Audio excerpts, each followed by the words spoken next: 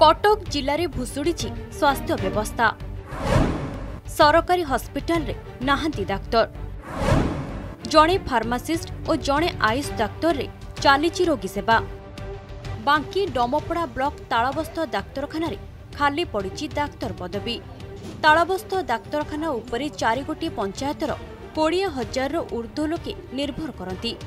1999 मसीहा ठारू प्रतिष्ठा होइतिबा एही मेडिकल रे परीक्षागार ठारू आरंभ करी समस्त व्यवस्था करा जाइछि, हेले डाक्तर नाहांती। फलरे गुरुतर रोगी माने कटक आ खोर्धा जिला मुख्य चिकित्सालय को जीवाकू बाध्य हेउछंती।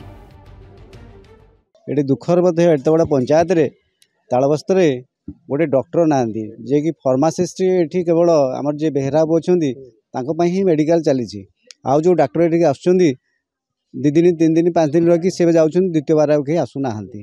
तेणु एठी जदि प्रॉपर ट्रीटमेंट पई प्रकृत डाक्तर एठी की डिपार्टमेंट रे पठा जांदा जनसाधारण बहुत उपकृत होते। आया मेडिकल आसले आमर फार्मासी डॉक्टर जो बेहरा तांको आमे ट्रीटमेंट पाउछु। आउ जदि से आसुना ताले आमे खोदा जाउछु, भुवनेश्वर जाउछु, कटक जाउछु, बहुत आमे हैरान होउछु। बहुत सरकार निवेदन करूछु हमको गोटे स्थायी डॉक्टर दियंतु। तालबस्थ डाक्तरखाना रे डाक्तर नियुक्त हेउछंती। नियुक्ति पाउथिबा डाक्तर मासे किंबा 2 मास परे पळाउछंती। मात्र एबे जणे फार्मासिस्ट और जणे आयुष डाक्तर रे चली रोगी सेवा। फलरे रोगी माने बहु असुविधार सम्मुखीन हेउछंती। अन्यपटे शीघ्र तालबस्थ डाक्तरखाना रे स्थायी डाक्तर नियुक्त कराजियो बोली कहिसंती जिला मुख्य चिकित्सा अधिकारी।